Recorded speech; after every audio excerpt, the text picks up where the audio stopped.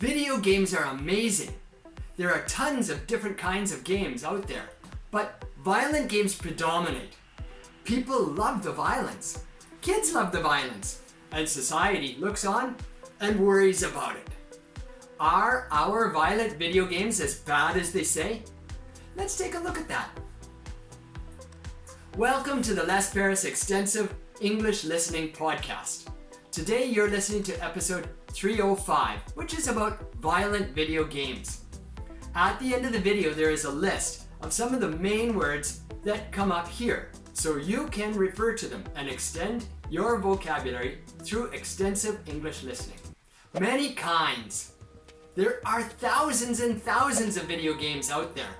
And if we try to put them into groups, it turns out there's a lot of different groups too.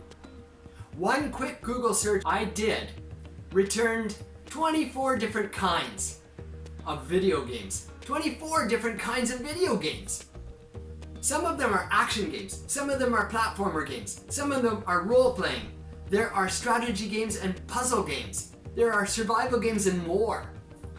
One thing that I found in common across a lot of these groups was the violence. There's not one group of violent video games. First-person shooter games are violent. But then some of the role-playing games are also violent. Some of the strategy games have violence in them. And there's violence in survival games too. Violence is the key to hooking people into the games, I think. Popular. Not all, but many of the most popular games have a great deal of violence in them. These violent games sell thousands and thousands and millions of copies. They seem to be popular among boys and young men. And people have started to wonder if this is good for society. Track record. I've gone and I've read a lot of the studies, and I've seen lots of people giving their opinions about things. But the one thing that I keep coming back to is, we have had violent video games with us now for 30 years or more.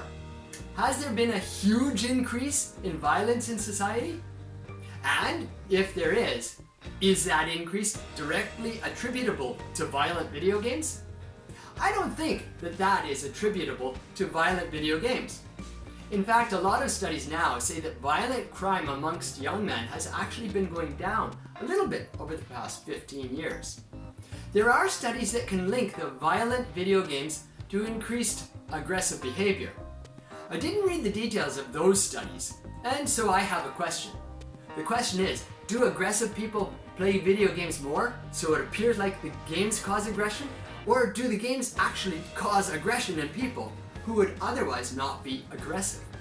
It's a good question to look into, but somehow I feel aggressive people are drawn to violent video games. It reinforces their beliefs about the world.